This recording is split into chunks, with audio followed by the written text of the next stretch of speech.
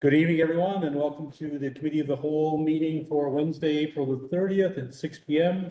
And we are live from the Salisbury Lions Club. Please note that the meeting is being recorded for public access. With that, do I have a motion to adopt this evening's agenda? We have so actually we have an addition to the agenda for closed. So with that, we have an adoption still from Councillor Glenn, seconded by Councillor Dettori. Questions to the motion? No questions to the motion. All in favor? Aye. Aye. Reminded, motion carried. Remind everyone we have conflict of interest forms on the middle of the table. Please fill that in should you have any conflicts and pass it into the clerk stating the reason why. With that, we'll move on to item number 4, new business, item 4.1, public hearing, zoning bylaw consolidations, and we'll ask Lauren to come to the podium, please. Thank you, Your Worship, members of council. Get a presentation up on the screen, so I don't have to. And for the record, we have Lori Bickford at the podium from the Southeast Region Service Committee. Did you create the screen to his name? It says share. Did it work? No. Can you see it, Councillor or Deputy Mayor? Read this? No, not that. I can't see it, but I have it in eScribe, so I'm okay. Okay, he has it in these. Okay, that's Perfect. You sure? yeah, it's a good one. Okay, so it's stated already, tonight is the public hearing for the proposed municipal plan and zoning bylaw consolidation. Is it gonna work? Oh. So with 2023 municipal reform, that actually changed the boundaries of the entity referred to as Salisbury. So previously we had the municipal entity, which was the village, and then we were also comprised of three to four portions of LSDs. So in 2023, they became the new town of Salisbury. Under provincial legislation, any town has to have a municipal plan and zoning bylaw to do their land use activity. So in this particular case, former village actually had a municipal plan and zoning bylaw already in place, but the surrounding LSDs had the Westmoreland Albert Rural Plan regulation, which is essentially the same form of document, but it's really a condensed form to have both policy and regulation within one document versus the two separate documents that you've seen in the former village and in the proposed new town bylaws. So the documents, however, even though they were developed independently, were very consistent in their overall goals and objectives of land use. And therefore, there were only minor tweaks that were necessary to bring them into one consolidated new set of documents for the town.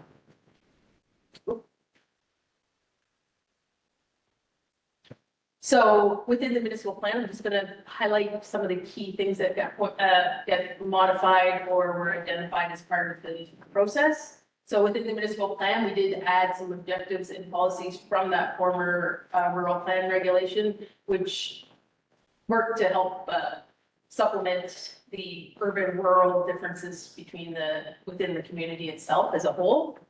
We also went in and changed former designations of, references to the village center, to town center to reflect the new identity of the community.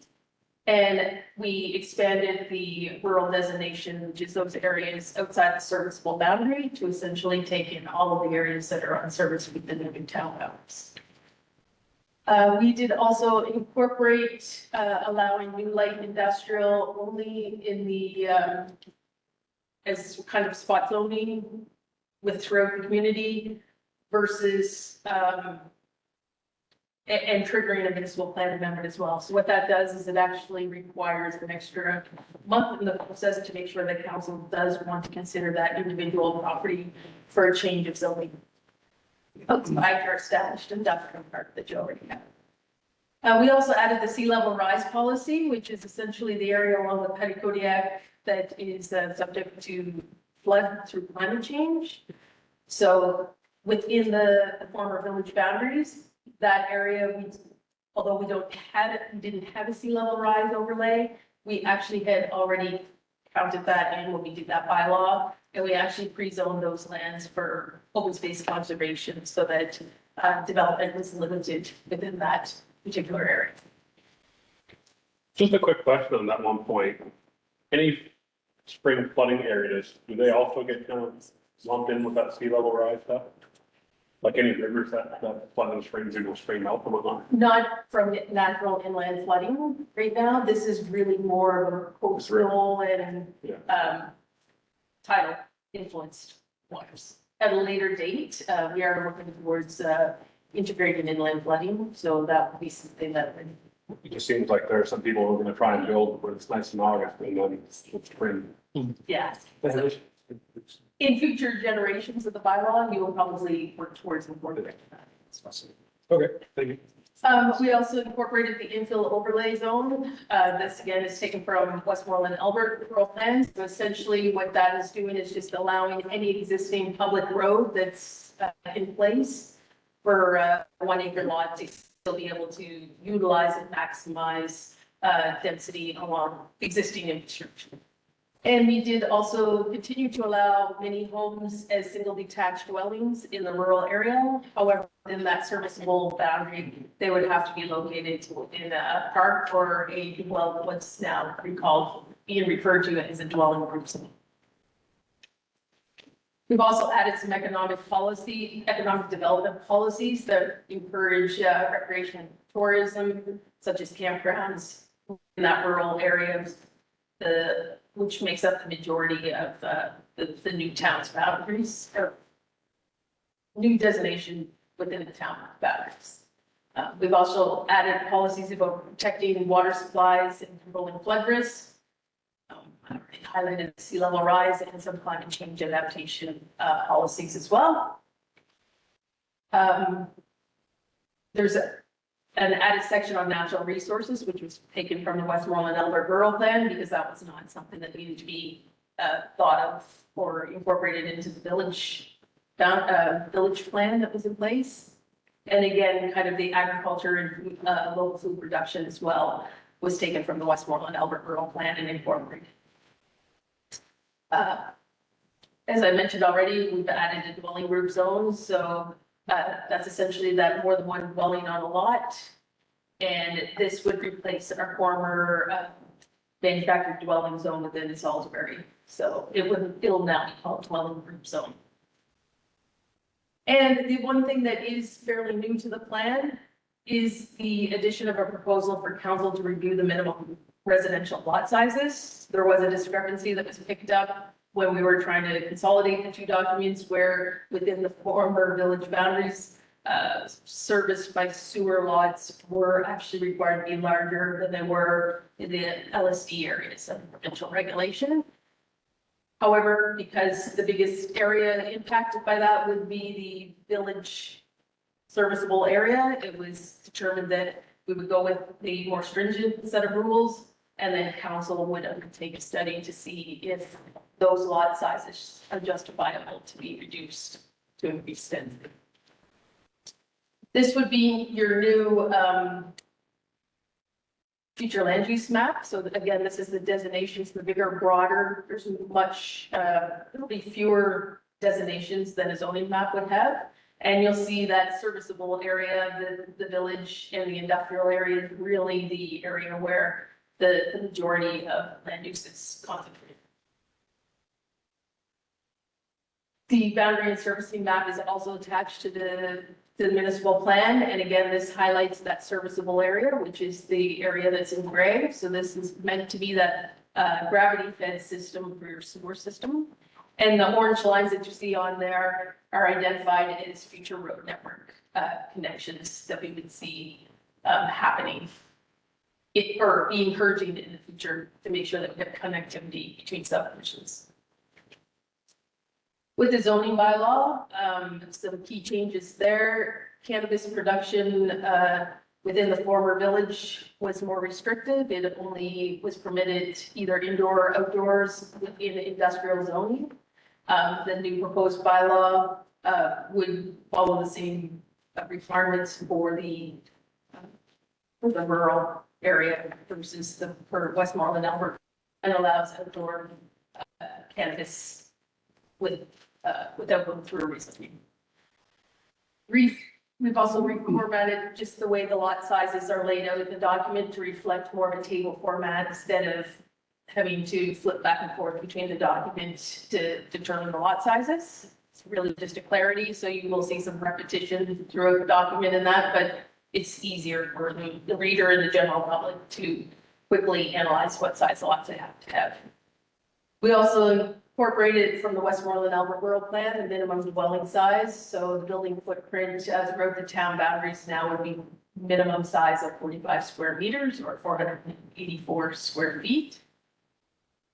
We've also included within the provisions of size and height limits for accessory buildings. We've put exemptions in there for agricultural buildings and those rural buildings that sometimes you get into grain silos, for instance, barns, which are typically higher than what you would see within an urban center.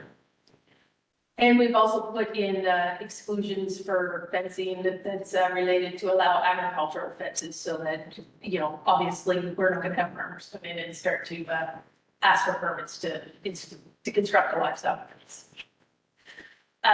Setbacks and reciprocal setbacks are also incorporated between agricultural activities and new residential happening. This again is kind of meant, it's taken from the Westmoreland Albert Rural Plan, but it's meant to limit land use conflicts.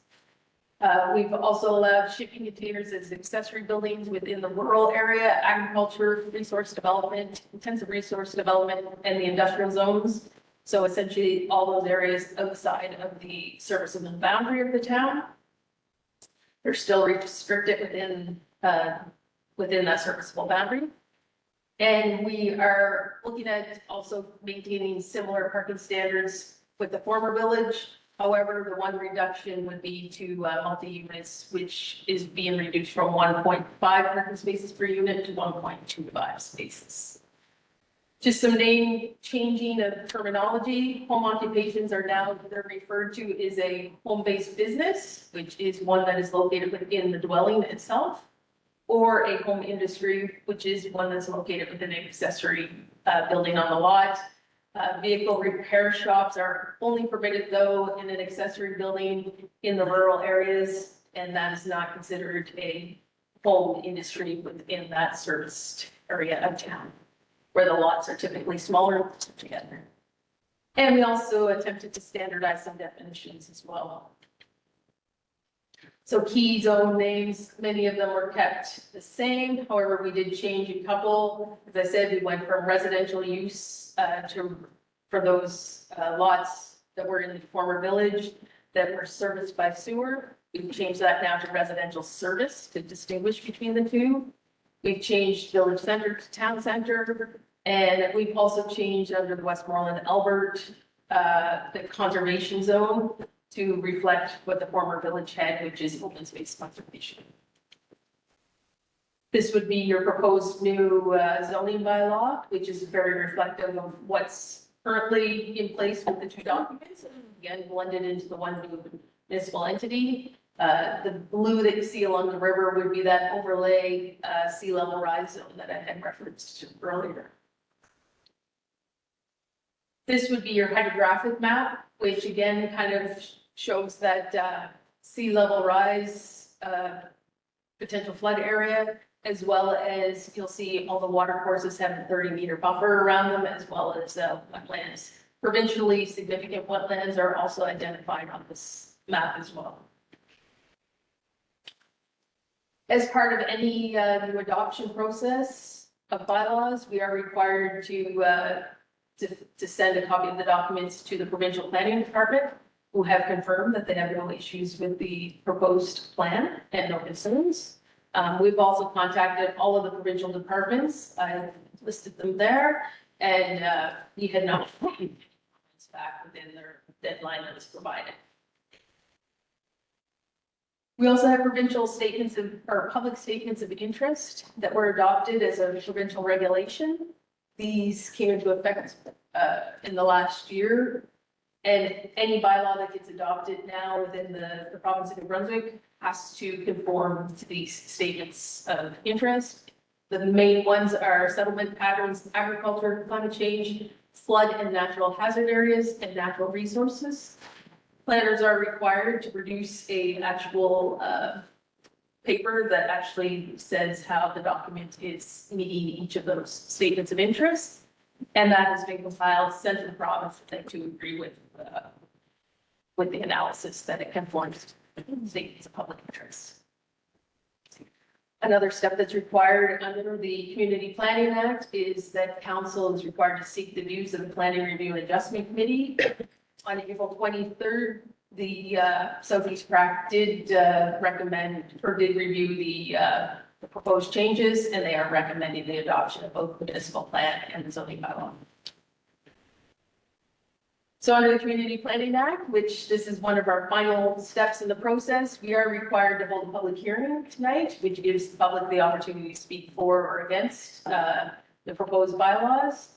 We do have requirements to circulate this within the public under requirements under the Community Planning Act, and staff has posted on the website, and they've also mentioned it on I believe Facebook forums as well. So tonight was advertised as that opportunity. Part of that notification is also to allow people the opportunity to send in written comments. So to date, we have not received any formal written comments, and we did have one verbal inquiry which was made, and that was taken, that was dealt with through discussion. So other than that, I will turn it back over to the mayor to finish off the public hearing. Thank you very much, Lori. With that, do council have any additional questions? So we will move on to. And no motion. There's no motion. Our intent is to bring it forward at the May council, just for context, May council meeting for first, second reading, and then June council meeting for third reading and enactment. And similar to the zoning changes that happened last meeting or whenever that was, they take effect when sent to the minister, signed, stamped, and registered. Perfect. I will, you may want to state for the record though, that there was no members of the public here. Yeah, for the record, there were definitely no members of the public present. I'd just like to say that I think Lori helped us tremendously to get this where it is right now. Yeah. And thank you so much for the always terrific support, but this was a lot of heavy lifting on this one for sure. So thank you so much. All right, moving on to item 4.2, enhanced notification for planning matters policy. So with the recent rezoning that was processed by council last fall and at the start of this year, there was direction that was provided for staff to explore what we're calling an enhanced notification policy, which essentially looks at the notification that's provided during public rezoning processes. In particular, given some of the challenges or concerns that were raised through that particular rezoning with respect to former LSD areas.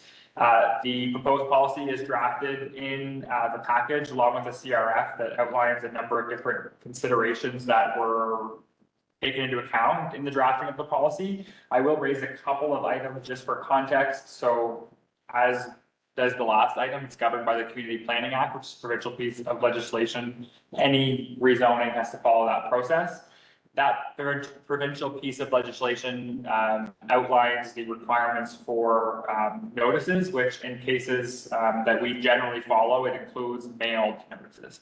When it's discussing mailed notices, it does specify a specific distance or radius from the property in question to have those notices sent to.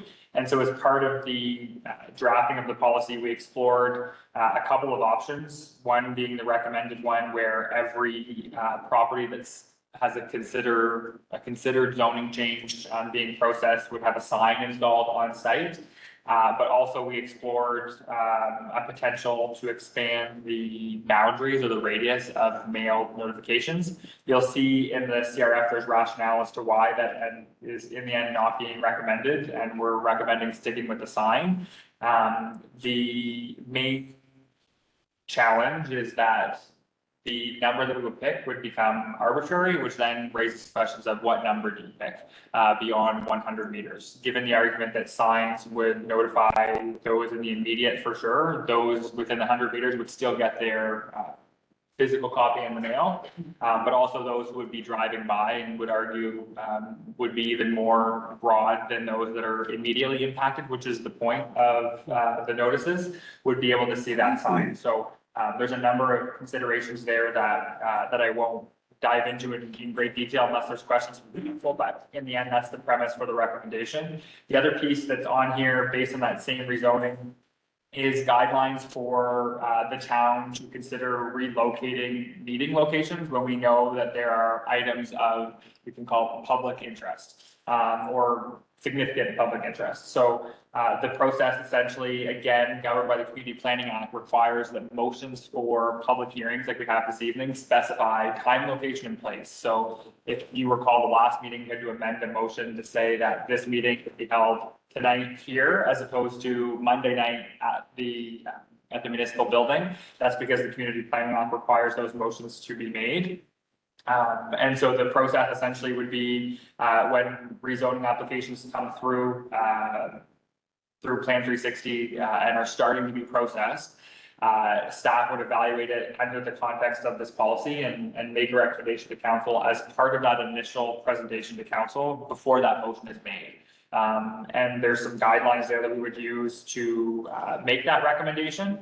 It can be made by council after the fact, however, keeping in mind that chances are, once the motion for public hearing date, time, and location is made and passed, it's made and passed, so more than likely it would affect where we have first, second, and third readings of the bylaw. So those motions can still be considered passed after the fact because they're not governed by the Community Planning Act. So that's the premise of this. The essence of it is the main primary change is that it's, I guess, first formalizing the process that's followed and right now in terms of the 100-meter radius, and putting it on paper specific to Salisbury, because the act essentially provides wording to the effect of may provide written notice. So this formalizes the standard practice, but then adds the addition of the signage on site for any property that's subject to a potential rezoning or rezoning being processed. So with that, there's a motion or recommendation to bring it forward to a future meeting. Any questions? So I move that council approve the proposed enhanced notification for planning matters policy and principle for ratification at a future council meeting. It's moved by Councilor Bannister, second by Councilor Register. Questions, the motion? I love the sign idea. And Love the sign idea. I do have one itty-bitty concern about it, Yeah. and that is how do we make sure the sign stays up? Good question. And it doesn't look like there is many examples out there that have wording to that effect, other than some municipalities put the onus on the applicant, which means that if every time a sign is taken, they have to go and replace it, which is going to challenge, I would say, from a process perspective. So we would ensure that the sign is up. And I would say we'd make no guarantees that it doesn't grow legs and walk away. But at least if everyone is, like if we at council are aware, Right, because we're gonna be made That's aware. perfect. exactly. I think that, it'll be a group effort to make sure that we don't have the same issue that we ran into before. The other question that I have in relation to the sign is, do we have a size? Like the template, yeah, it's going, the proposed one, the template would be 4 feet by 4 feet, so we would take the standard 4x8 floor plus and cut it in half, and we would have a few on hand. And also in the case of if they grow legs and walk away, we would have some extras, but the intent would be that we print vinyl stickers that go over them, so we'd have a couple on hand at any given time, even if there's one out there on a property, but 4x4 is the proposed. So given the recent election, think not the long narrow ones, think the square ones. Yeah, I think continuous improvement, this is a good first step. I think, Councilor Tory at one of our previous meetings, obviously, when we do have public that is present, I think it's cognizant of us to always remind them to go to our website, to sign up for the newsletter. The more people we can get signed up to the newsletter constantly, we'll get the word out on things. So I think we're a lot better than we were 6 months ago. We just have to continually drive that forward. So one last question. That 100-meter thing really gets me. In a rural area, in our LSD areas, our former LSD areas, I mean, it's pole length. Yeah, And but so it- relative to what type of industry you're talking about though. Yeah, If it's, depends on what commercial industry is going to happen. And quite frankly, it has more to do with, odors, I suspect, more than anything. no, we're talking about notification. Yes, So General. but just generally, like so. in town, like in the village center, it makes sense, 100 meters, that's gonna hit a lot of houses. Exactly, Well, that's what you get at. But Yeah. to that point, it's relevant to what industry you're talking about, because if it's just a repair shop going up, 100 meters is lots of notification, the noise relative to what's going to happen. Well, it's still only one pole length, John. It's still only one pole length, which means Yes, there's not many people getting a letter. That's my point on the 100 but meters. there's a scale between a regular business versus a mine going in or something that'll impact a larger scope of property. The question is, how much friggin' around do you want to do? And I think the premise or the spirit of the act is that 100 meters provides, a radius for those that are immediately impacted. Okay, so that's the main thing to keep in mind. And so there are also other recourses, like if we use the mine as an example, like as an extreme example, there are other pieces that come into effect that would ensure that others are consulted on a large scale project like that, which in that case would be an EIA. So there's other pieces there, and that in and of itself has an entire public consultation Right. requirement where they have to consult service commission, the municipality, a whole bunch of stages that would add extra steps. And this is a policy. Yeah. Yeah. Well, it's a policy, so I think we can start with the sign. Obviously, I think we're way better than we were I previously. think the sign's gonna deal with a lot All of. right, so we can bring back on the next, and there will be another, Yeah. come forward. We'll see, we'll continually improve. And I think we can get, Oh, yeah. again, we can readdress this. if- I agree. Well, depending on the proposal or whatever, size of your sign could even change.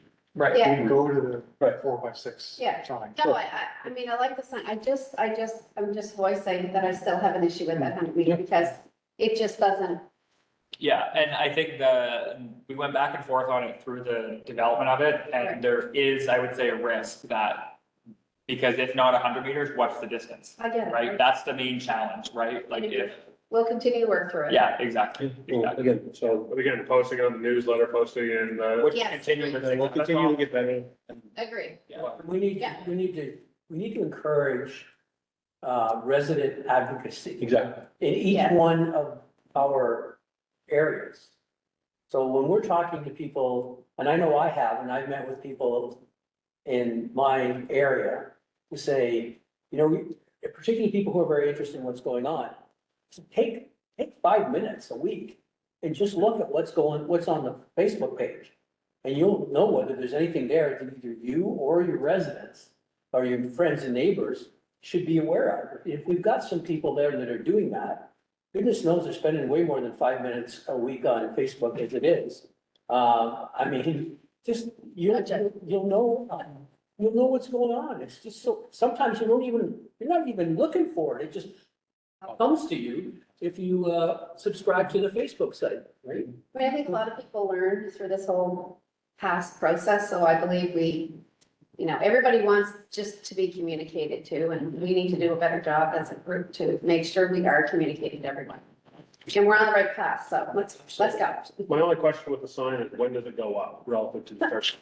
When At first reading, like, before, so generally what will happen is the council will always get an introduction, public introduction, where Lori comes and does her presentation on, this is the the proposal that council can choose to consider. That's done so that we don't go through the full public consultation process, issue the notices, mail the notices without council being willing to entertain the proposal. So when that public presentation comes and council passes a motion to set the date, time, and place for public hearing, that essentially initiates that public process, which sign goes in the ground after that. because ideally that sign would be in the ground for close to a month before this public It hearing. would be at least, it'd be multiple. It'll probably be a month, yeah, because it's gonna basically happen at the first notice. Yeah, so there's a 30-day period for the public hearing, and then you have your next council meeting and the next council meeting up for at least a month after that, unless there's a special meeting. But Yeah, hypothetically, it will be generally at least 2 months.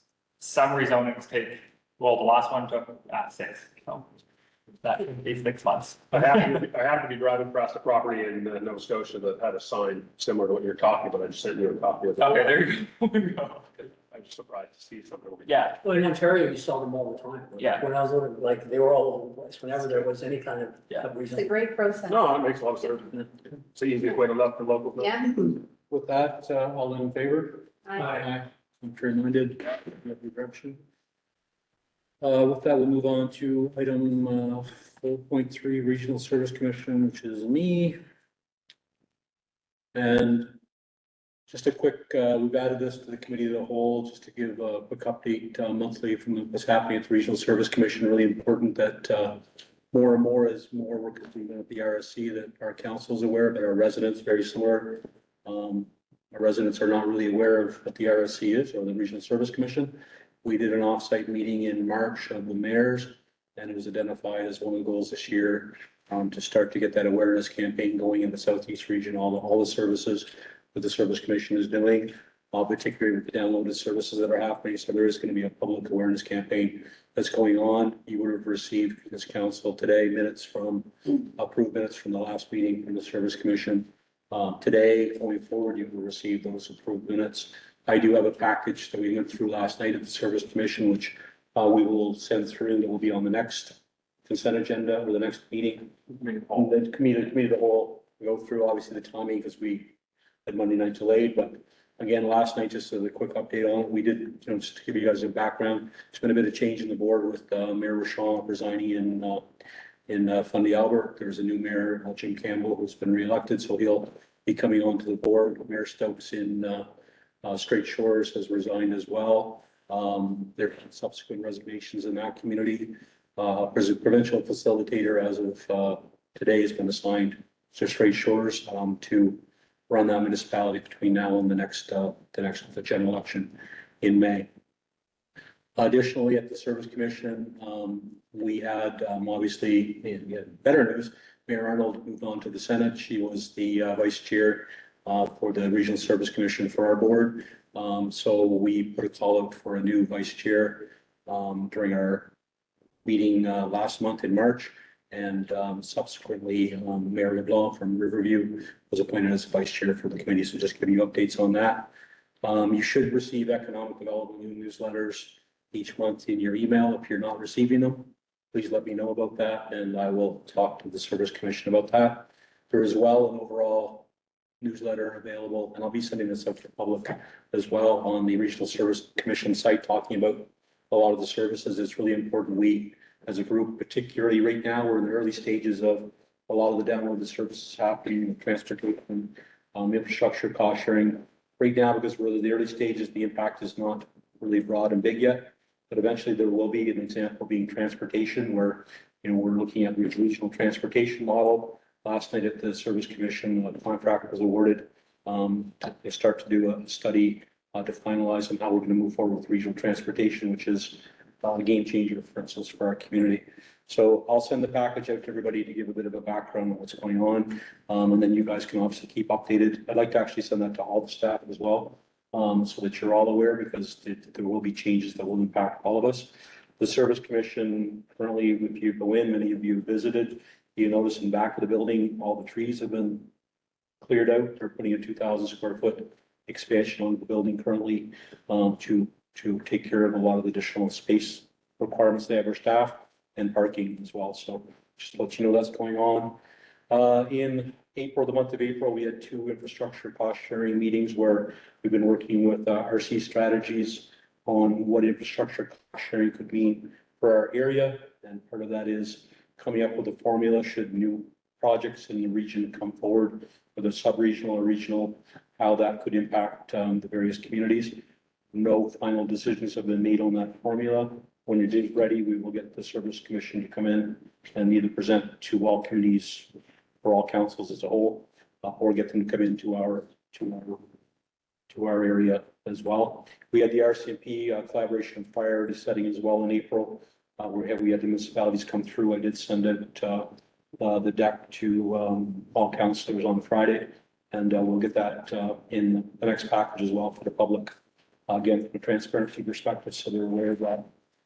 We also had a meeting on April the 24th of the former rural municipalities or shared services meeting, looking at a lot of the different services that, obviously some smaller communities may not be able to afford all the time, whether it be engineering services, water services, or wastewater services, HR, legal services. So we did come forward as a group with some consensus on some of those services, what we felt there may be a need on certain things, whether it's bylaw. They'll come forward meeting with the CAOs, Austin. I think they're meeting with you in May. Perhaps, but Yeah. soon. But we went through and gave general consensus on where we felt rural communities there perhaps would be a need, and they'll come back with some recommendations on costing and what that would look like, or then to come back to council, obviously, before we've ever ratified or moved forward on something in those regards, but just to let you know, those type of conversations are going on. There's a public safety event on May the 30th in Three Rivers where at the Petitcodiac Arena, there'll be RCMP as well as ambulance, fire, everybody there. You'll start to see some publications on what's going to be happening with that. Definitely encourage anybody that can get it to do that if they can. There's also, we're ratifying new bylaws for the Service Commission, which I'm on a committee for that we're working on currently. And again, as you look through the notes, there's a lot of stuff happening, but again, this is just the first step of trying to keep everybody attuned to what's happening with the Service Commission currently. And the goal would be, again, by the end of the year from the Service Commission perspective, we haven't set the goal yet, but right now our feeling is that if you asked the general public what the Southeast Regional Service Commission was, 1 out of 10 may be able to tell you what it is. And most people, when they tell you what it is, will tell you it's garbage. And because that's actual, no, garbage pickup. Sorry, for the record. Button for him for this topic. No, but for the record, I mean, Eco 360 was the own element along with, with permitting. And by that, that's what they were known for. There's been so many services that have been added. Again, how can we expect the public? Again, we talked about knowing what these meetings, but if we start to add on, transportation, economic development, tourism, there's a lot of things that eventually, again, there are tax dollars going to the Service Commission today to provide some of those services. So we start to have to show the public more and more, again, because we get asked all the time, where our tax dollars going. So we are going to be more and more responsible to get that word out. And hopefully at the end of the year, maybe it's 5 out of 10, but we slowly grow that. Again, the values that are being added from the Service It is Commission. amazing, everything that they're doing. Yeah, so it is. And then the other thing, again, is we recognize that you're all very busy. We also have our Zone 2 from UMNB, which has comprised of a lot of the same, not all, they're all the same communities. So when we're doing Zone 2 meetings, the hope would be we'd have somebody from the RSC do a presentation at the same time where we capture a lot of different counselors from a lot of different communities at that time. And there is a meeting that's being set for June. I believe it's the 15th in whatever the Saturday, I'll send it out in Shediac that they're hosting. I'm told there could be lobster there. So if anybody can make it. So with that, this is the first of many monthly updates. Thank you. All right, so let's move on to item number 4.4, storefront beautification grant program. And we have Ms. Kate, who said, step to the podium for the record. Share first. You can pull up on your screen. What's that? You can pull it up on your screen.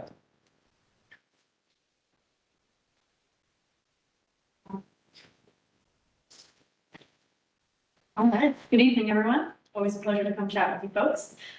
Today I am here, usually I'm here on an information-based presentation, but this evening I'm here for your input and I guess, decision-making on the proposed storefront beautification grant program.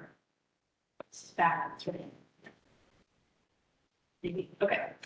So in this presentation, I'm going to be going over the proposed grant program, basically what it is, what it entails. That'll lead into the application process, both sides from the business perspective of how they would apply, and also from us as a staff perspective of how we would go through those applications.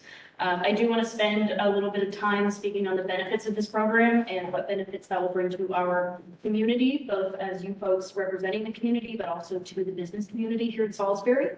That'll lead into our proposed next steps and implementation of the program, and then I'm happy to open it up to questions or discussions.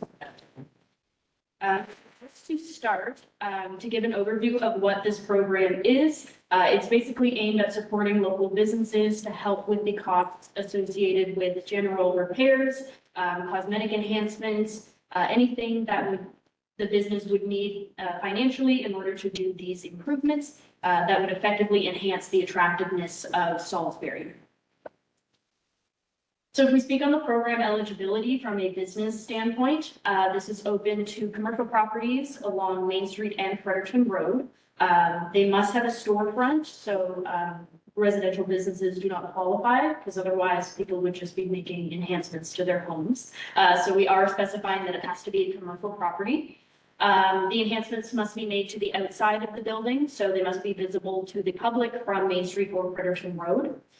Depending on the scope of work and what they want to be doing, if a permit is required for the work, that must also be submitted. An approved building permit must also be submitted with the application in order to receive funding. And just as we're getting the ball rolling with this program, we're proposing that recipients shall receive 100% of approved eligible expenses up to a maximum of $5,000 for recipient per calendar year.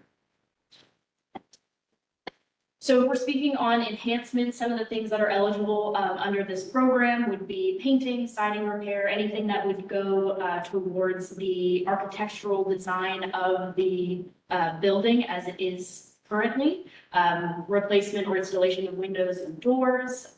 We've also included landscaping items in here as well. So including flower beds or planting trees, things like that, just to spruce up the lawn, if you will. So we speak on the application process.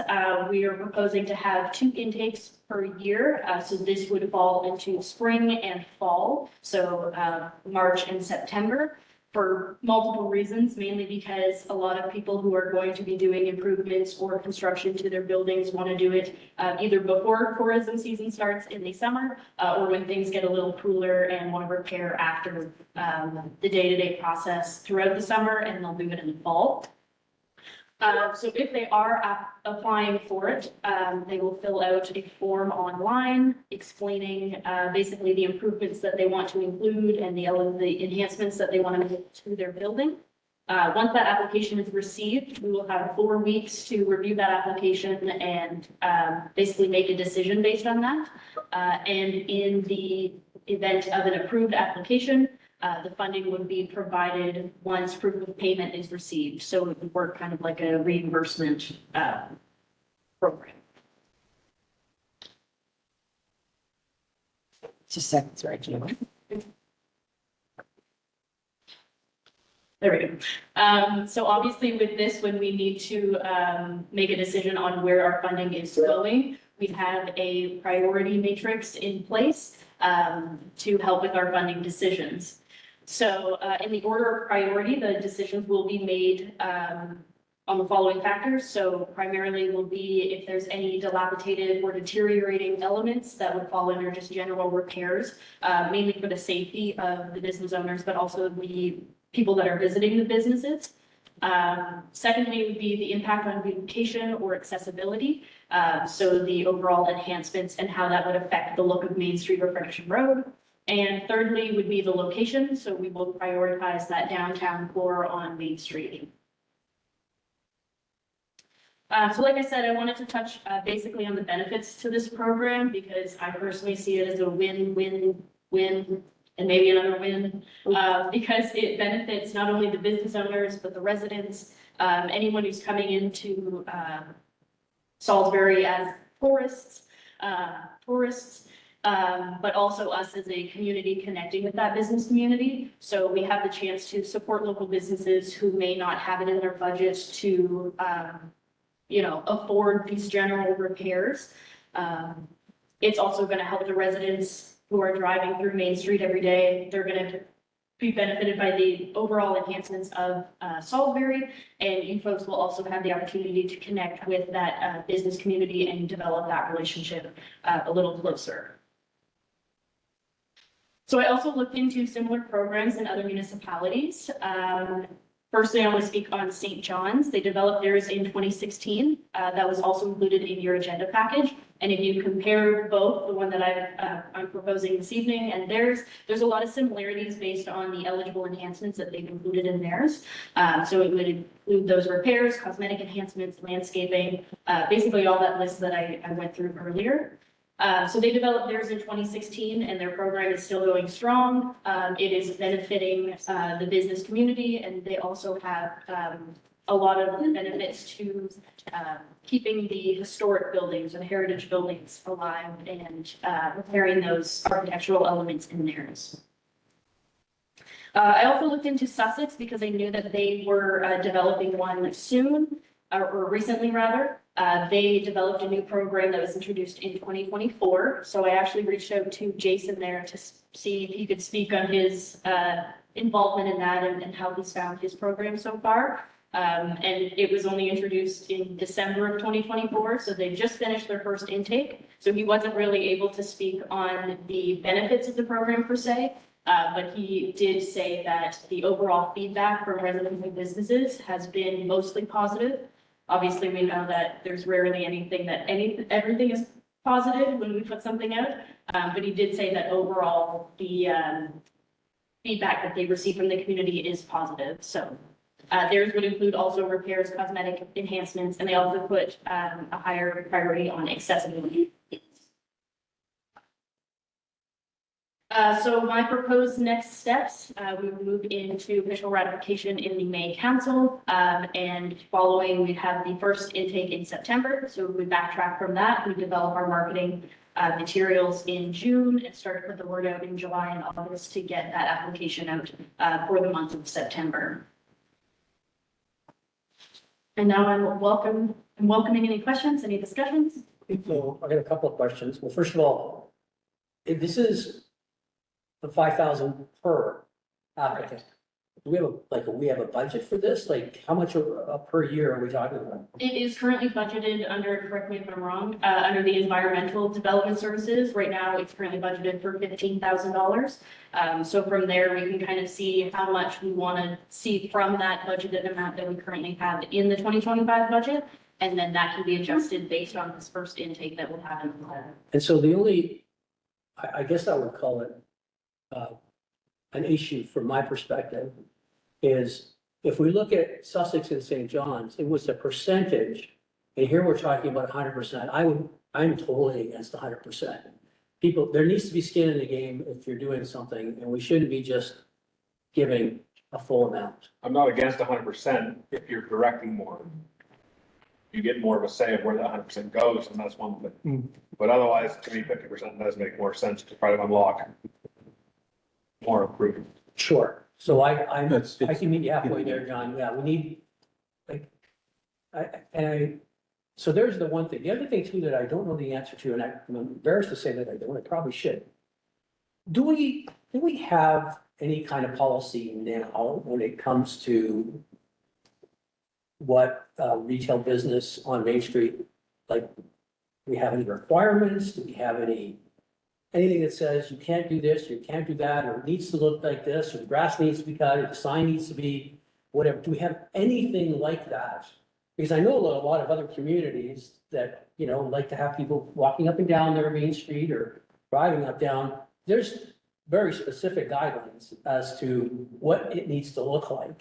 Do we have any of that now? Don't me answer that one. And I can add to. We're trying to disarm the alarm that's going off at the office. That's why we're all trying to figure out fixing that. So apologies on that.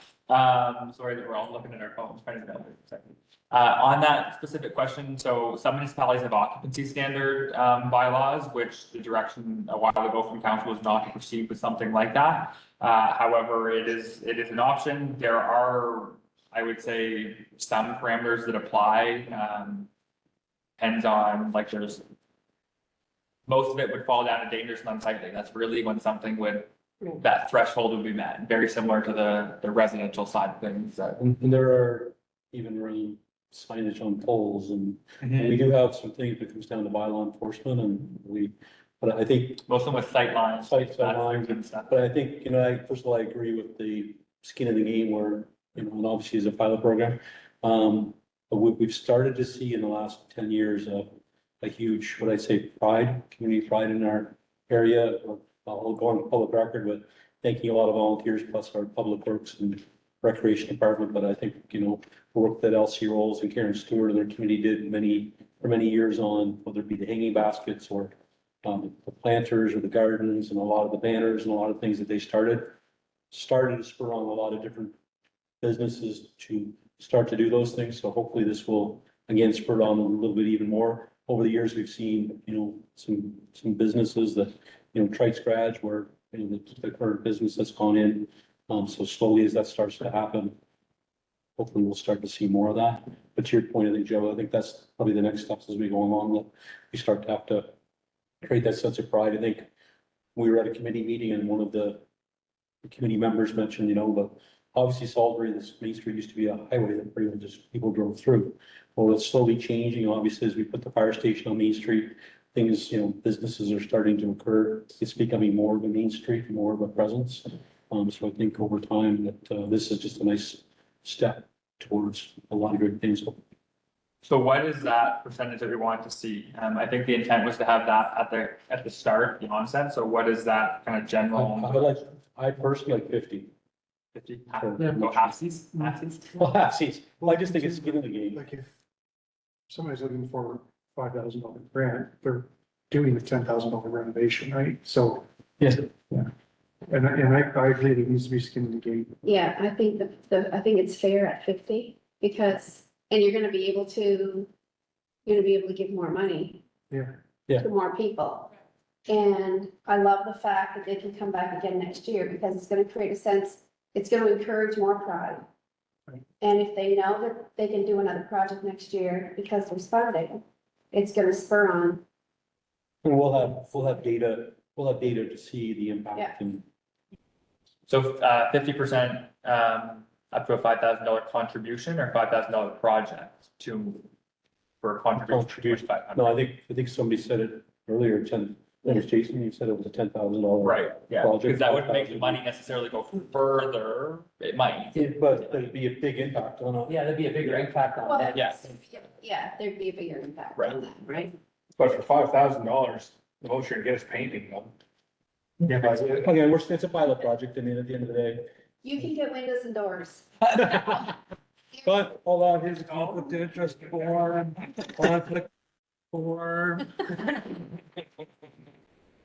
Put your hand down, come on. We're just having a little fun this evening. I remember when I saw that, I was kind of in the same boat as you.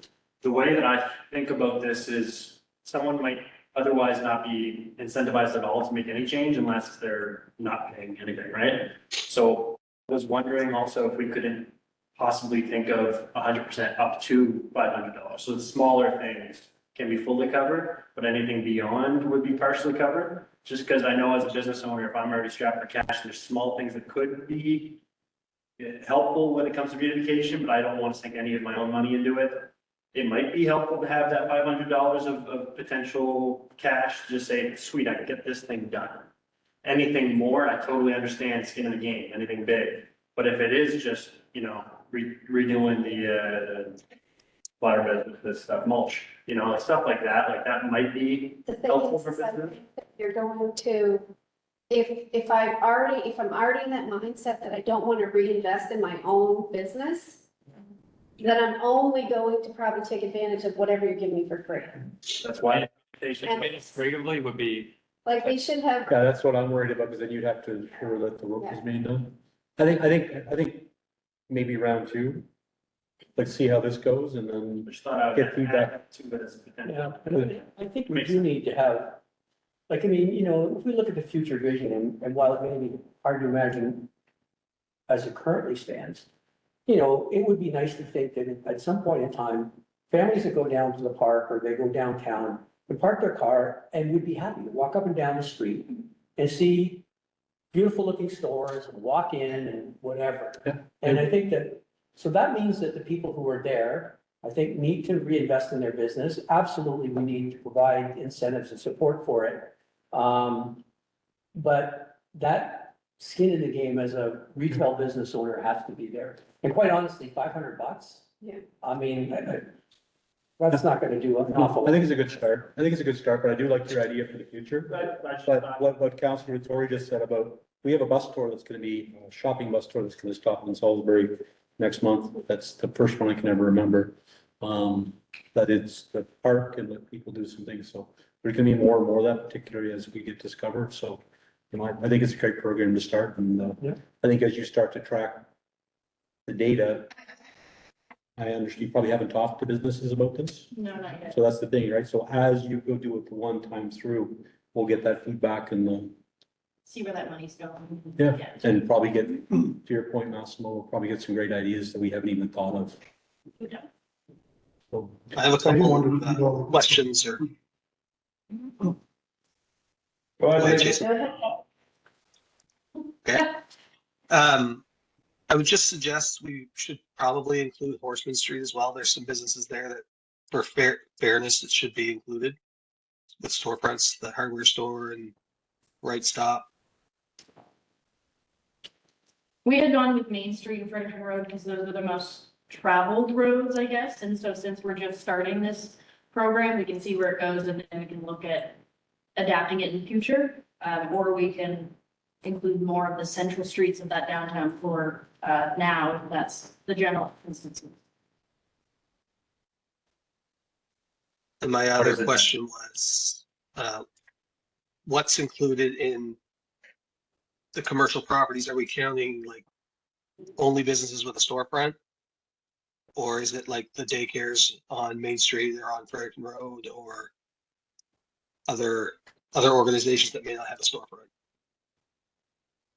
We had included businesses and not-for-profits.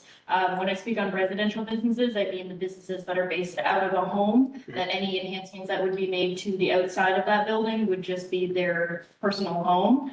So anything that would be outside of that, I would say would be included in our discussions for that. Thank you. so we did not come back and get a consensus though on this big kind of this. So what are people's feelings around? I mean, I think in some cases, maybe we could have you come back. If you receive a request, it could be for consideration on. But if the policy says, I know, I think we could write something in. that- Unless authorization. Unless authorization, to let you have some discretion. I mean, for instance, the couple of businesses you mentioned, it's kind of even a gray area on home hardware, for instance, as an example, because they have Main Street frontage. Right. So. Yeah. And again, I think kind of the visibility, it's visible from Main Street, even on the right stop as an example. Yeah. So with Main Street visibility, Yeah. maybe that's how you word it. Yeah, we can adjust the wording so that it's a little more encompassing and we can have more discussions about what is included. Because I think the great discussions, I think the whole idea of what Councilor Tory said was, when people park, they walk. Well, again, as you're getting that walking experience, the space that you're walking on Main Street, the home hardware rights, it's all part of that experience. So it's all part of your visual view. So. So how do we treat, sorry, go ahead. how do we treat like, the business owners separate from the landowner? So if the building owner is different from the business owner, how are we going to treat that? I think we have to come up with some, I think, yeah, have some wording around Yeah. that.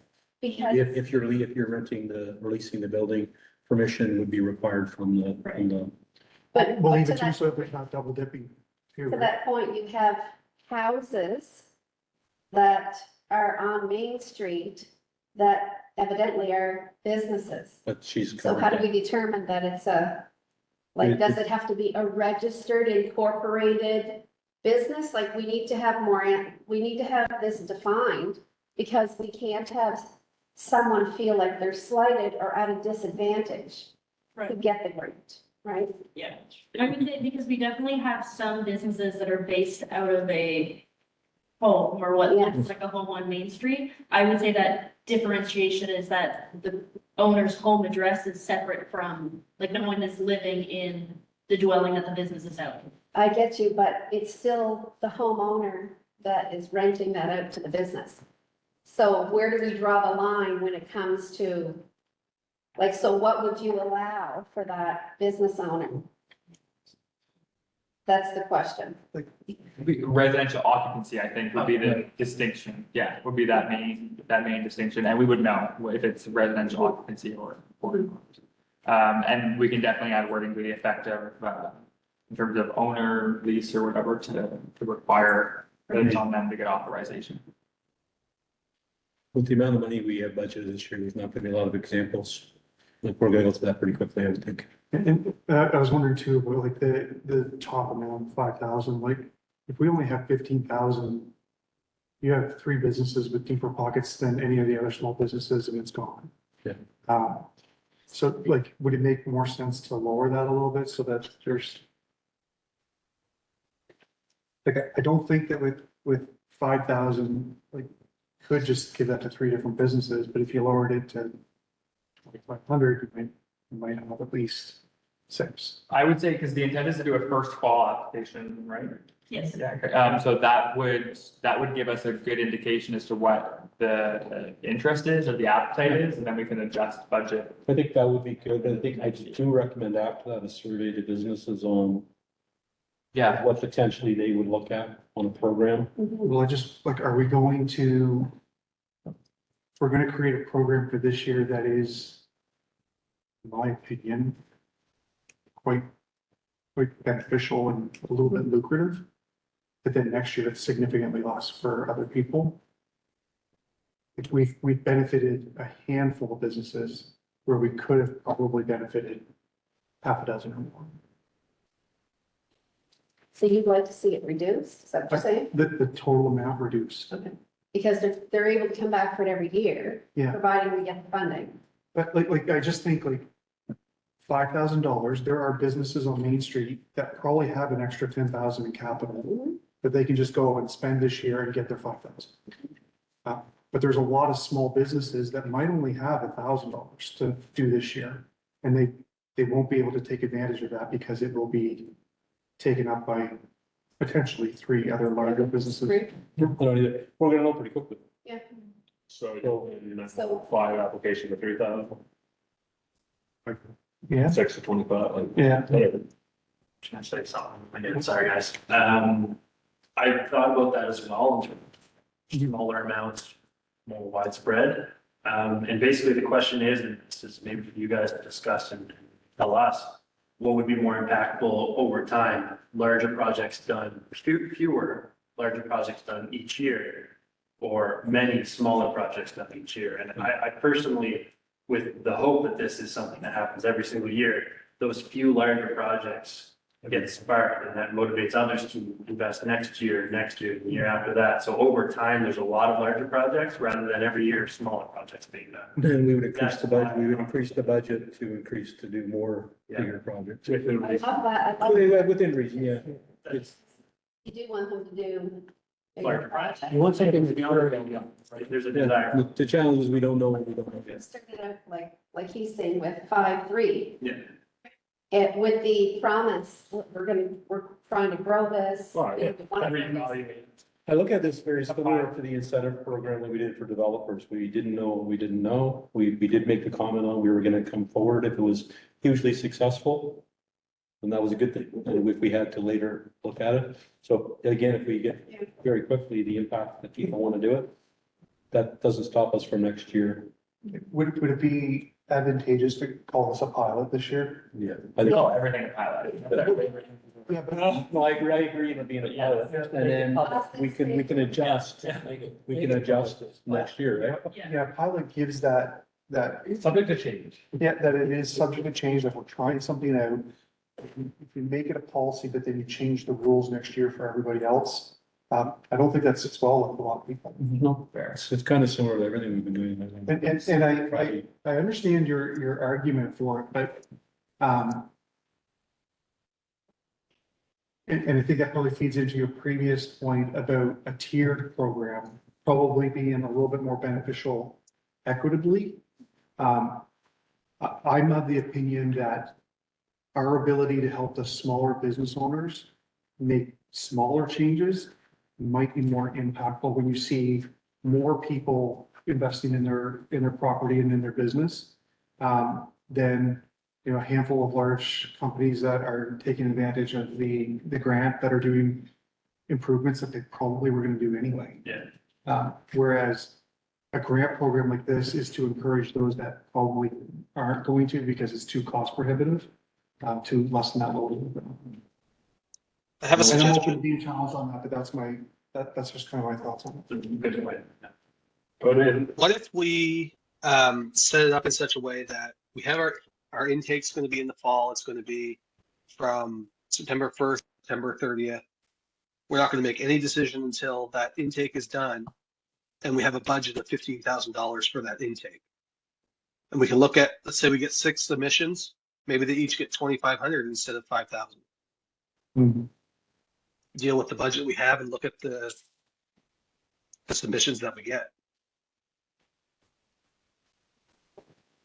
Yeah, like in the policy be written to not dictate an amount. It can, but then the only question is what happens if you get 10 applications and they don't get enough to do the project and then none of them proceed, right? Like that's, I think it's splitting hairs, I think we need direction on what council wants in terms of dollar value or amount, and then we pilot it is the recommendation, I think. So I think if we're looking for that I direction. think if you put a number to it, it will actually encourage people to come up with an idea. Right, and then you'll see if you get a Based on fire, like how many businesses do we have on Main Street in the Burlington Road? But, I mean, just saying in realistic fashion, we're gonna get requests from. And we're not gonna know until we know. To your point, we could get 20, but that's a positive. If it is, then we know to look at it for next year. Then we know we need more funding. Right. And what the end, you'll see what the impact is gonna be. So what is that? What's the consensus? What's the direction? Well, I think Jason wanted to see 3,000 and I would say 3,000. I like that as a starting point, but I love that we grow it Yeah, because. It's it will 3 encourage back. them to Come back because they're gonna do a bigger project next year, That's fine. I like that. 3,000 match to 50%. 50%. so That's like co-op dollars. David? It is. Yes, I agree. Okay. I can't see it, so I guess we'll see. We Okay. did vote to Nathan, deputy mayor on the horseman. Did we say no? Yeah, we said, unless authorization is, like, and on a case by case basis, we'll figure it out. Okay, Yes. okay, Yeah, good. There's a visible line. go with some of that Okay. work. Did we, I don't think we passed a motion yet for that. So moved. No, we didn't pass the motion itself, I don't think. I move that the Salisbury Town Council approve the storefront beautification grant program policy for official ratification of an upcoming meeting of council. Second. All in favor? Aye. Contrary minded? Aye. Motion. Direction given. Okay, with that, we'll move on to 4.5, age-friendly community recognition program. So you're guys like doing a card shark here, who's gonna go forward here? Or?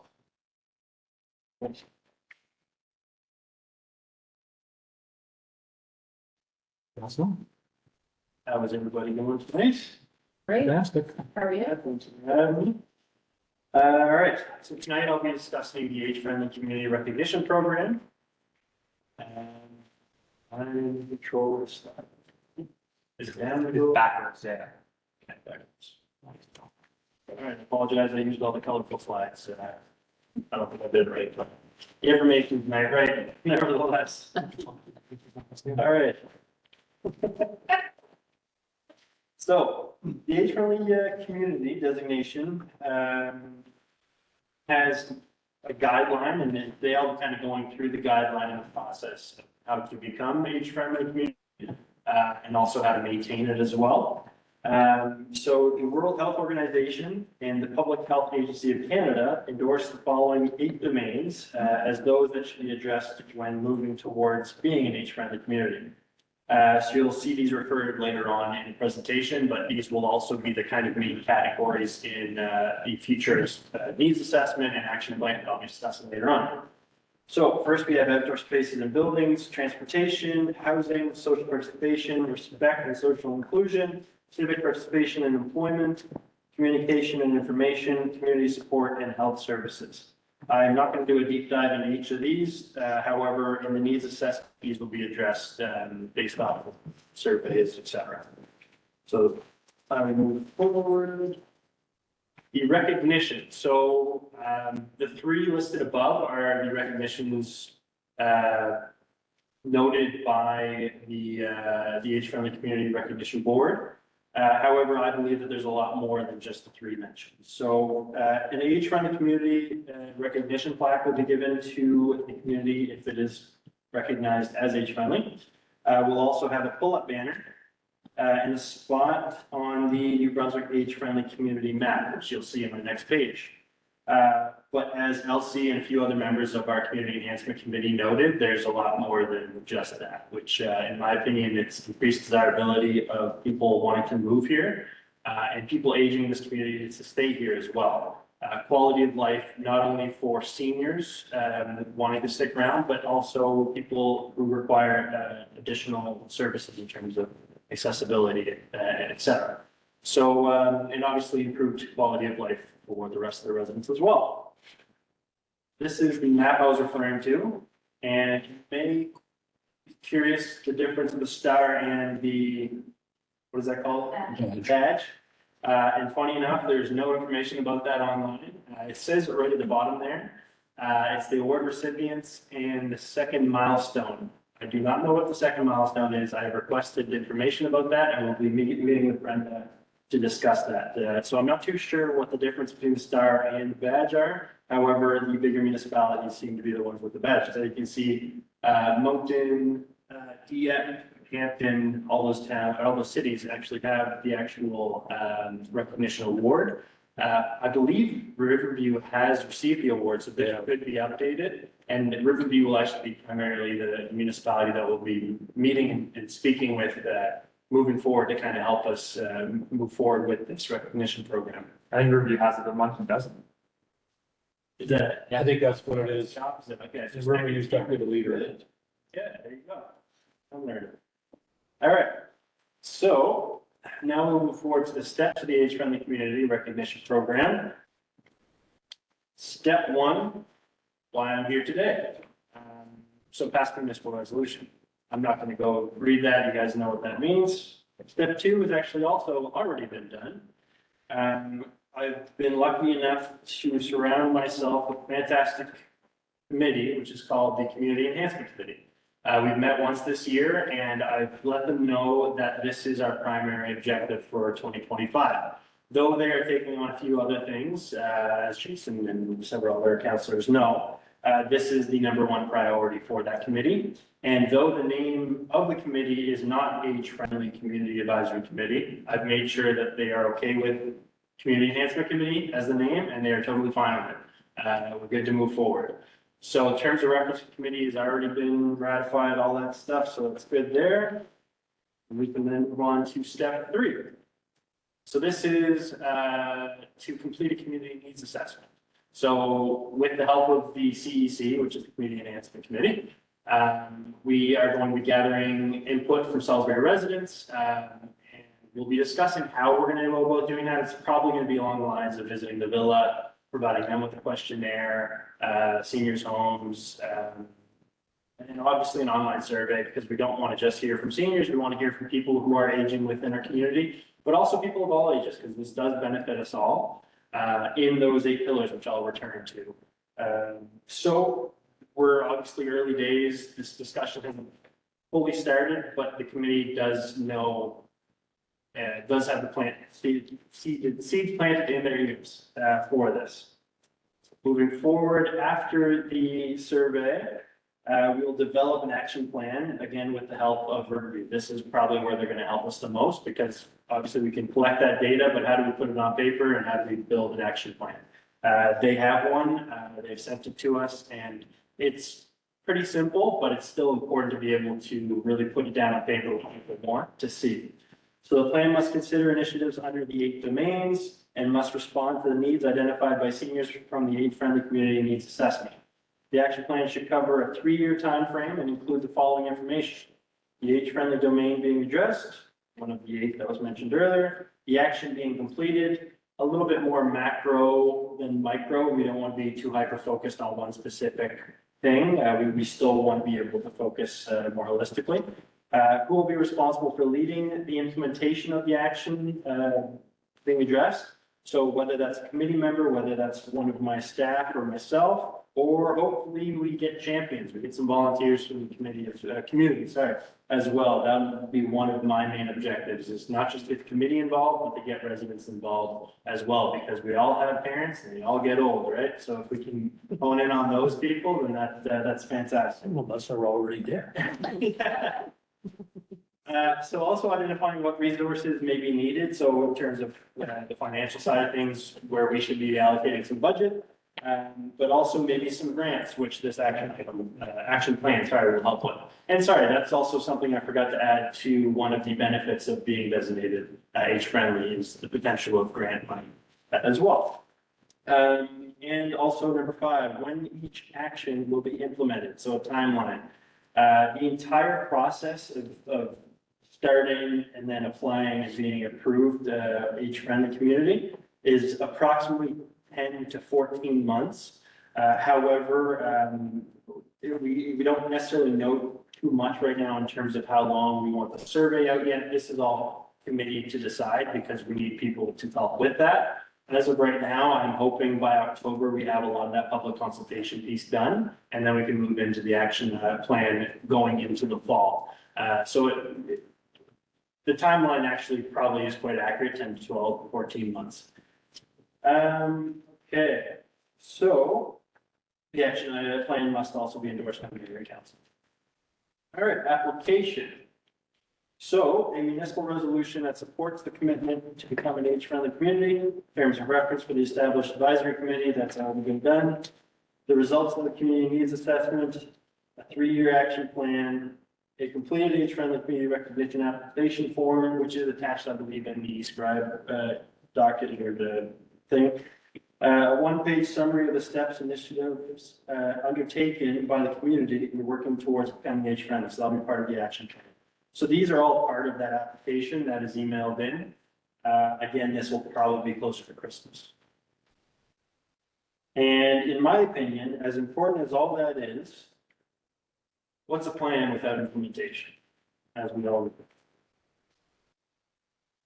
So, action plan implementation. It is important to follow through on the implementation of the approved action plan. Those responsible for implementing, which will likely be headed by Marnie, our coordinator, but also the Community Enhancement Committee. We will have to make a plan as to timelines of each thing that was stated in the action plan. Again, no idea what that's going to look like. Public consultation is going to dictate that. You guys will have final say on what that looks like. And then moving forward, that action plan will have timelines for each item. And our Community Enhancement Committee will definitely take that on because not only do we have quite a few older people in the committee, but people really want to get this going, and it seems people are pretty excited about this. So, monitoring progress. Once we began implementing, it is important to shift our focus if and when required. So, as great as something might be, if people aren't receptive to it, we need to change it, we need to adjust it. Furthermore, what people are saying in a survey or in a questionnaire might not be 100% accurate, and we'll know that once the implementation phase is actually ongoing. And we'll know where to shift and when to shift when required. But yeah, I think that might be, no, it is not. Maintaining the age-friendly status. So I just want to read it as a big job or whatever. What is needed? So the terms of reference, again, it's quite similar. Evidence that the Age-Friendly Advisory Committee, Community Enhancement Committee, has met the minimum of 4 times annually to monitor and implement the current age-friendly community action. So that is most important. We still have to have quarterly meetings to make sure that we're doing everything we say and make sure that the implementation is occurring, but also that that monitoring is occurring as well. Evidence of continued community engagement with seniors and other relevant stakeholders. A status report showing progress of the current age-friendly community action plan, updated age-friendly community action plan for the next 3 years. A report showing that citizens have benefited from living in an age-friendly community. That is probably the most important at this point. Being able to maintain that age-friendly status has to come with people actually being engaged and enjoying the fact that we are age-friendly. So that's obviously a year, 2 years away from now, but that's the entire process of the age-friendly community recognition program. Any questions? Motion first and then questions that we forgot last time. That's my bad. I move that by way of this resolution, Salisbury Town Council direct administration to actively support, promote and carry out the age-friendly initiative for formal designation pursuant to the age-friendly community AFC program guidelines. So moved by Councillor Vittori, seconded by Councillor Bannister. Questions to the motion? Just a comment, good job from all of you. This week I met with the Nursing Home Without Walls, which is a provincially funded initiative. I did mention the work that you're doing. And it is the Spencer Home, Salisbury currently provides services or gets services out of the Spencer from this group. And they provide services such as in-home health support, navigation of the health system, nutrition, wellness support, help coordinating transportation. They're actually looking at their transportation perspective. They have a bus to help seniors get to different things on top of what Rural Rides does today. They do actual social and in-home checks.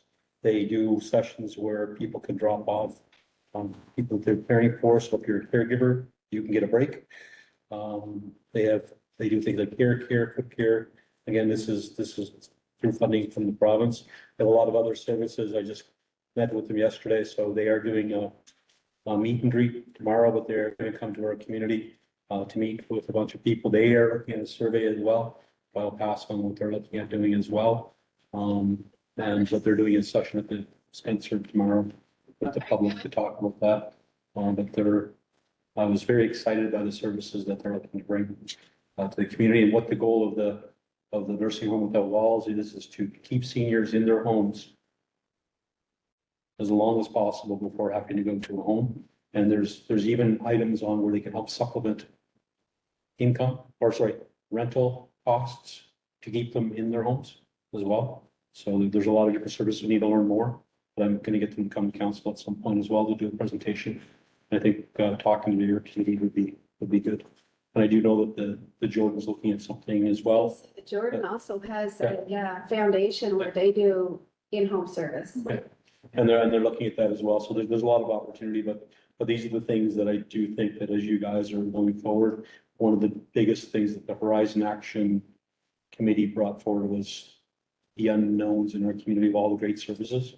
How do we start to bring this forward? So good job.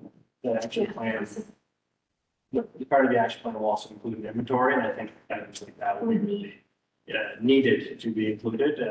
But also that action plan should be publicly available, in my opinion. It's not specified that it should be, but I would like it to be. Therefore, people can see that information. So I look forward to updating you guys once we get the ball rolling. Thank you. Thank you. Thank you. So with that, all in favor of contrary minded? Was that a yay, Jason? Or I mean, Nathan, sorry. I'm in agreement. Okay. So with that, with the committee members, or sorry, Oh, yeah, Joe's done. We don't form. So really, okay, so we're just gonna sit here. Oh, no, Nathan's here. Nathan's here. We're good. We're good. Sorry, we're good. Okay, so with that, motion carried. So with that, with the members of council that are currently present, would I get, basically consensus from everyone? We have Fire Chief, Brad here that is later on the agenda, but we could move him forward to do his presentation right now if I have, agreement on everyone. Absolutely. Yeah. I was supposed to, I forgot. I wasn't throwing him under the bus, I was just I getting. realized during that presentation, I was like, oh, So sorry. So with that, Chief Brad, if you'd like to come forward and,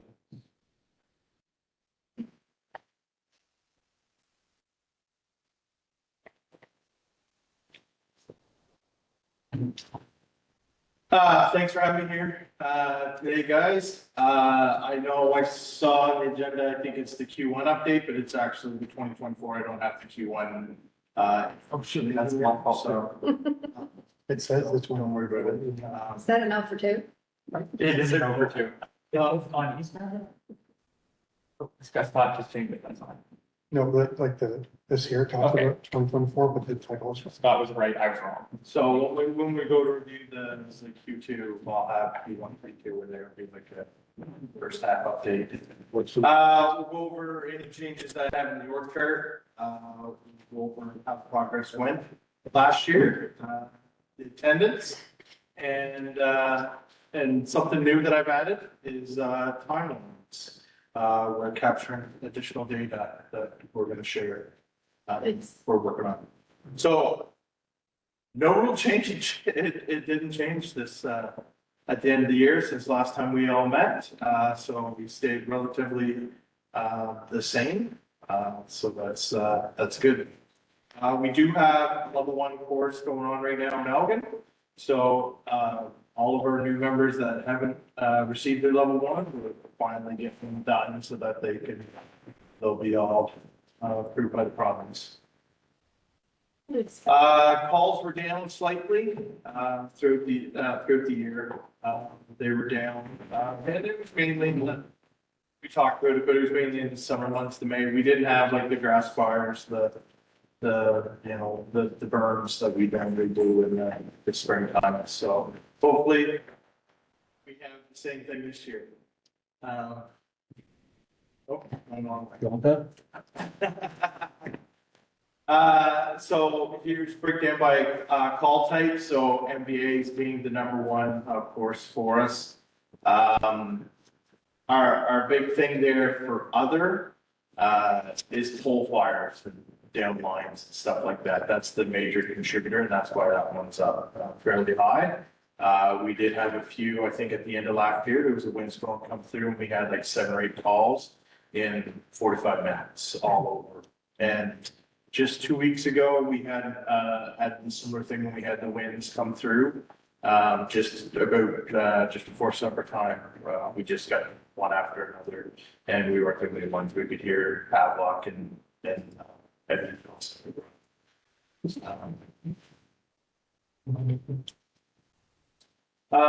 Attendance. So attendance has still been strong. It's been growing since last year. In Q4, it stayed relatively the same, but we've, I think in 2023 around the Q4, we started focusing on the training, the whole training committee, and it's kind of really been improving. Attendance has been really good. I think morale has been really good. I've been talking to a few of the officers, and they're hearing from everybody on the department, and everybody seems to be really, really happy. So it's really, really good, and it shows with the attendance with people showing up. We have members that are, and I put the top members there, but we have like Roy Steves at 71%. That's a lot. New guy, Justin Smith, he came from Ontario. He was a firefighter in Ontario. He did training. He was an officer for one of the departments. He's been a huge asset. He's been getting into training with us now. And he's got a really high attendance as well. Calls by the time of day. So weekday has kind of been down. We've been having more overnights and weekends, but it's relatively the same. It always just up and down there. So nothing really standing there. Responders. What I always like to see is make sure that we have enough to, get the truck out and get a second truck out. And in order to do that, you're looking at 7 people. And I see 7 as the average across that. And I think that's pretty good. Especially if we get to a fire, we want that main engine out, we want that big tanker falling right behind it. We can do that. So that's good. So nothing to be alarmed with there. So this is part of some of the new data. Now that we moved into fire control, dispatching, yes, we can get some of this. And we have to enter it into our reports, and we just started doing this reports Q4, we made sure our data was all entered and up to date. Q3, we didn't go back and fill it, but some of it was in there. So it kind of shows that in the first 4.5 minutes, that's when we're all getting to the hall and the first truck is now starting to leave. Okay, so we're exiting the hall in 4.5 minutes. By a little after the 10-minute mark, we're now arriving on scene, wherever it is. If it's a motor vehicle accident, fire, we're getting there just a little after 10 minutes is when we get there from the time we get the call. And then our average call length is just a little over an hour. So it'll be an hour and a half. It's pretty close. And that also factors in because we also factor in getting back in hall, but then there's also cleanup and stuff like that. And that's all part of that as well, because I like to include the time to make sure there's credit for all the work that they're doing at the hall for the day. So that time includes the cleanup at the hall? That's great. So you're Very returned in an hour and 21 minutes. Yeah. That's really cool. Returned and like ready to leave the hall. Yeah, that's very good data. Yeah. I'm in shock that you're getting out in under 5 minutes. Yeah, That's incredible. For volunteers. That's incredible. The average. there's a lot of people within the village and as close as I am to the hall, Yeah, I sometimes can't make first track. that's incredible. That truck gets out in a hurry. There's a lot of people. There's Well, that's just, enough people Good job. there. that speaks to the whole team Yeah, and quite frankly, leadership, because it makes a huge difference. yeah, that's amazing. Well, in recruitment, like recruiting Oh, yeah. firefighters that are available during. So was that a true number, that 17.47? It may not be a true number because Q3 didn't have all the data, so it's what some people, put in there, but as of Q4 on, we're making the data as accurate as possible. I just threw it in there because the data was there. It could only be, like a handful of calls. It may not be all the calls, so it could be skewed. Amazing. Great job. So you want a bit of the photos there, but, does anybody have any questions for me? Just to thank you. Yeah. I think they've also, data is really key, particularly to talk to our public. I think the numbers speak volumes, but they don't tell the whole story. Yeah. Obviously the sacrifice that you and the families do. Like, Yeah, we always hear from people that are waiting, and it feels like a long, 10 minutes is a long time. Yep. When you're waiting, and, Yeah. you know, I think Heather, she called the. Twice. Twice, while we were doing once, but she said it felt like a long time waiting, and, but, yeah, it's on average 7 minutes, it'll be close to 11 minutes. We're getting there, so. that's great. Thank you very much, chief. Okay. Good job. See you all tomorrow, probably. Go grab yourself a smile cookie on the way. Thank you. Okay, so with that, we'll move on to item 4.6, finances and a Q1 update, please. Okay, so I'll keep it quite short because you all have the information in the report, but it is early in the year, so not, the projects are just starting, the students haven't started, that sort of thing. The numbers aren't super over the top. So income, we're at 24% of the budget for the year. General government services, 18.2%. Protective services is at 26.5%. Transportation services, 18.2%. Environmental health services, 29.4%. Public health is 22.5%. Environmental development services at 22.6%. Recreation and culture service at 17.2%, and fiscal services at 13.8%. So as of March, we are at about 25% through the year, obviously. And we are at about 24% anticipated revenue and 22% budgeted expenses in the general account. The utility budget is at about 19% of budgeted expenses. And I'll just run through those two. Salary expenses transferred about 25%. Administration in general and other is at 59%. The biggest difference in that one is our insurance costs were a little bit higher than we had projected. Collection system, which is repairs and that sort of thing, maintenance is at 2%. So of course, repairs and stuff can't start until the weather's better, so that's why it's a little bit lower. Lift stations is at 27%, treatment and disposal is at 54%, billing and collections, again, 0. Because they had until the end of March to make the payment, so the billing and collection starts now. We recently are working to improve the month-end process and reporting for the department heads, and that's about all I have, unless anybody has some questions on it. Do we need to go back? So, No, thanks for information. Just for information. any questions? See no questions, we'll move on to item 4.7, Roxborough Court Concept Plan.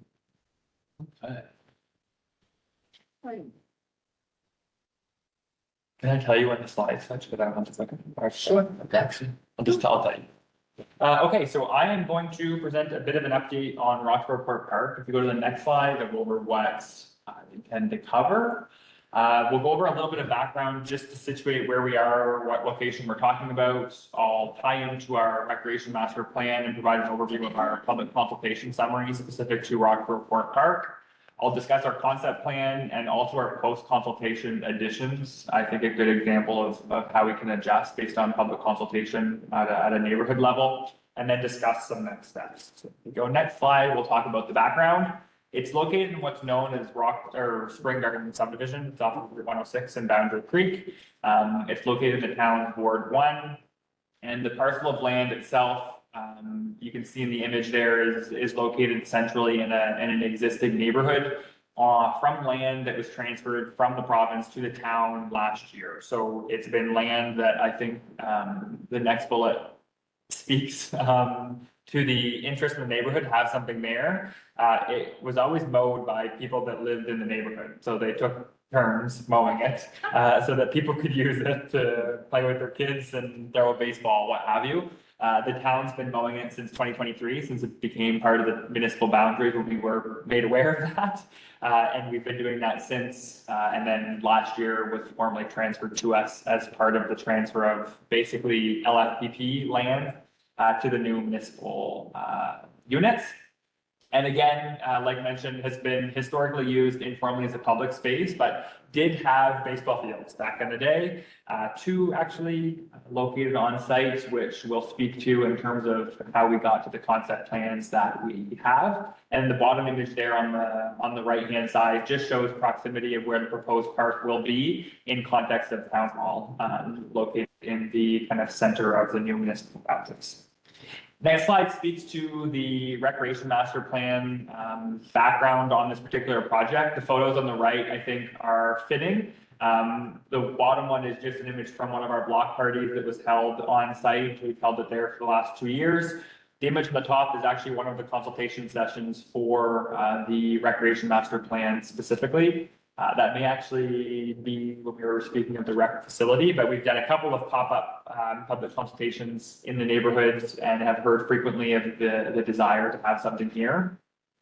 Page 27 of the recreation master plan speaks to the specific site. You can see on the bottom, it rates, as it does with all of our assets, condition, age, and compliance. And really, there's nothing in terms of infrastructure there. So it really is the vacant land itself. And the vision that's included in the recreation master plan includes reinstating baseball fields, AT, so active transportation connectivity to our future regional trail network, open play space, area to walk dogs through a path, and future playground that functions as a youth and neighborhood social gathering space. Go to the next slide. Our public consultation summary. So as was noted in the recreation master plan, there was a vision of reinstating the baseball fields. As part of the initial concepts, we had that laid out on site. It's a much more developed neighborhood now, and there's homes in very close proximity. So that was our first concern. We wanted to see it on paper. The Baseball Association was eager to see something there, and it took about 10 seconds for us to show them the plan when they realized that would not work. So they were completely on board with us, which is appreciated, obviously, to have that partnership with them and know that this is just not the place to enhance baseball infrastructure, although they will be the first to say that their numbers and registrations could certainly use it. Not the place. So in light of that, we went with the concept plan that was developed and since refined here. So an online survey was circulated in February and March, just under 100 responses, promoted in our usual methods, so Facebook newsletter, and we also did dropped off notices to the neighborhood. The intent of the public consultation was specifically to garner general feedback on the concept plan, request input specifically on 2 playground options, and just provide general comment or an option for general commentary on the proposed concept itself. If you go to the next slide, it shows just the highlight of some of the survey responses in terms of what people wanted to see in terms of amenities. So everything from slides, swings, shade, seating, and different amenities for the playground itself. If you go to the next slide is where it speaks to some of the features outside of the general playground area. So benches, picnic tables, garbage cans, and I'll speak to some of these elements because we did hear it in the comments as well. The next slide speaks to the playground vote itself. So the town went to market for playground equipment with 2 canoe authorized vendors. They provide us the opportunity to get similar costing and provide the public an opportunity to vote on them. So with the same parameters, we had 2 proposals submitted. The third has too many projects in the region and couldn't bid this year. But you can see that the option at the top, which is called nature themed, was the preferred option amongst residents. If you go to the next slide, it speaks to the general comments that we received outside of our specific questions. 2 that we heard multiple occasions and are included in the updated concepts is the need for shade, given the fact that right now it's an open space. It's hot if you're out there. A lot of these amenities would address that, but we did hear it regularly because that's what people know the space as, is an open space. And we had a number of questions or requests for a basketball court area, so a net for more of the teen demographics. We heard that on, I would say, about half of the written comments that were received. Other general comments that didn't come in as frequently, but if we were to summarize them in 5 bullets, would be concerns related to costs and taxes, concerns related to proximity to homes, which was specifically immediate neighbors, which we've provided additional context via written notices with more renderings that show some of the natural vegetative buffers that you can't see in the concept plans. We always do, never fails, a request for a pool and splash pad, which is not feasible and is not in the updated concepts, but we will mention it. We always get it. Teen activities, we also got the request for, some in the context of basketball court and some just generally having something that would target more for them. And then there were a number of comments both online and in the survey that did praise the proposed investments and space or use of space, I should say. The next slide, we'll go into the concept plan. So I don't have a nice rendering for this one because we didn't update it based on the IFT or issued for tender documents, but this is the conceptual kind of aerial site plan that was tendered. You can see there's a walking path, a loop around the site. There's a parking area. There's 2 shade shelters proposed, which are essentially gazebos. We have added a basketball court behind the playground, and the playground's kind of there on the left-hand side, just adjacent to the parking lot. And I will also bring your attention to the bottom where it says bioswale. There is, I would say, drainage constraints on the site itself, and to ensure that we're not impacting neighbors, we're slowing down basically stormwater through a proposed bioswale as part of the project, which also ensures that we meet basically specifications for culvert sizes, because we can't go in there and install a whole bunch of culverts in that location. So this assists in slowing down the runoff. And we have heard some concerns in the neighborhood itself, so we wanted to make sure that that was a priority, which is why in last fall, before the snow, we actually started with a topo pickup of the site itself, because to the eye, it looks flat, but it is certainly not. So this will address that. You can see some of the notches on the site itself. If you look where the basketball court is, if you look to the right of that, you can see some notches there that aren't just plain white. That shows essentially site grading that will improve that overall site drainage and site topography, I guess. If you go to the next slide, we'll show some of those images that just don't have the basketball court added. But you can see that in essentially more of the 3D layout in terms of what it would look like in real life.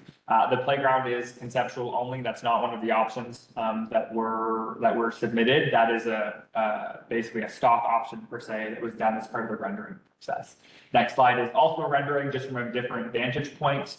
And the next slide is the second last 3D rendering that shows closer up. You can get a better sense of the gazebo in proximity to the playground with the vegetation that is around it, as well as benches and the general play surface versus gathering area materials. The next slide shows the rendering of the playground itself. This is the one that was selected amongst residents in the survey and will ultimately at some point in the near future be recommended to council. And just shows, again, two different vantage points or two different angles with a number of features. There's a lot that goes into playground equipment in terms of features, what's meant for certain ages. So this has a hybrid of different ages. And as part of the town's work to invest in some additional infrastructure and as a risk mitigation practice, we have someone on staff who's going through the National Playground inspection course. So that we're well equipped to be able to deal with all this stuff at the request of our. If you go next slide, in terms of next steps. So our public consultation process at this point is deemed essentially completed. We will issue an update after an award is made to, or recommended and then subsequently made by council in terms of what the public consultation highlighted, as well as what the timeline and next steps are for the proposed project. Our funding applications have been completed, submitted, and have been successful. That includes provincial funding in our capital budget that was approved by council last year. We allocated the participation funding, and then the town has ceiling contribution under our CCBF dollars. The tendering for the site work, so the playground has been completed as mentioned prior to the public consultation, but the site work was done and closed on April 28th, which was this last Monday. Post-tender negotiations are ongoing. However, as a summary, I will say that we'll have no issue bringing that forward to council at our May meeting. And if you remember, we had a conversation at our last meeting where we talked about some of the challenges with respect to projects and costs. And I wish that this closed before that because it would have made it a little bit easier to bring some of those projects forward. I will leave it at that until we get there in May. But we do, as mentioned, anticipate recommending the work in May. It will be done in two pieces, one for playground, second for the site work. And the construction project will be through summer and into fall of 2025. So with that, any questions or comments? It's again for information only. So any questions, we do not need a motion for that. I think it looks Just a great. comment. It's exciting to be able to do things in the wards, to start doing something in the outside areas. Yeah. And show that we're willing to invest there. For sure. And this is I would say, low hanging fruit of those because it's an existing neighborhood. The town owns the land. It's used passively, and there's a significant request amongst the neighborhood to use it. So it's definitely an easy win in terms of the grand scheme of trying to invest in recreation in some of those areas.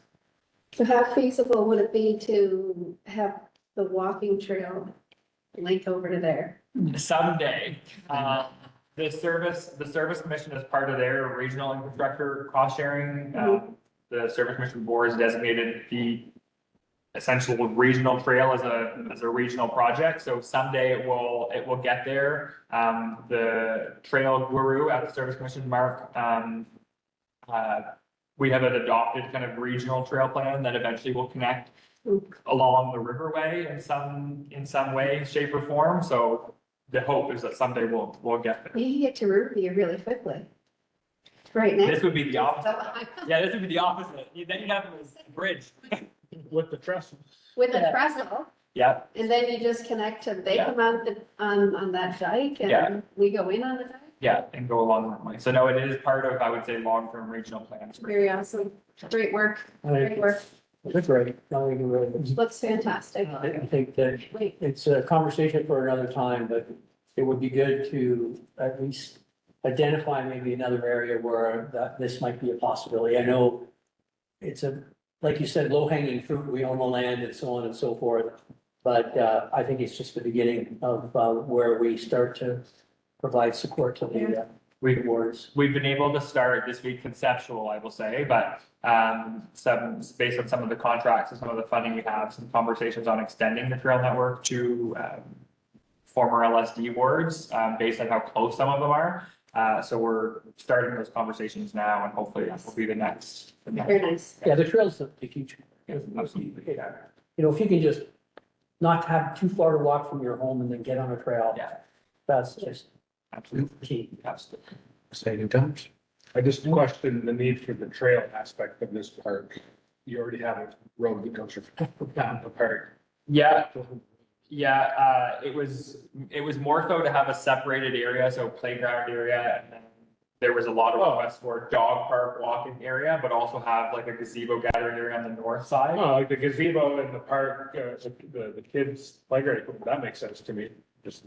There's a gazebo on the other side too. Yeah, the walking trail doesn't really make sense where it's at, but that's. Can certainly be removed as part of the award. Oh, I just, if you Well, want. you may have to, depending on what the things come back on. No, if that was I know. the message my hint didn't. But he's always. I don't know. To get some of these projects together wards, I'd prefer to see more done in more places than too much done in one spot. I think it's fantastic. The renderings are. That's why land is so important, and acquiring land is so important, so. Am I correct in saying sometimes funding is more I mean, they will, possible, maybe Right. the trails are involved versus? Yeah, this one, no, but most times, yes. Yeah, that is true. Yeah, that is true. Again, June's coming up, participation, so the more we. whatever features are required to collect funds, I have no qualms with that. Yeah. All right, kudos to all Good job involved. with the funding. Yeah. Okay, with that, we're gonna move on to item number 5, which is closed. With that, we're gonna need to have a motion to go into close for legal 68(1)(f), as well as the Local Governance Act, as well as financial 61(c) of the Local Governance Act. With that, do we have a motion to go into close? So moved by Councillor Bannister, seconded by Councillor Dykstra. Questions, the motion? Being no question, on the motion, all in favor? Aye. Nathan? Aye. All right, we are now entering into closed.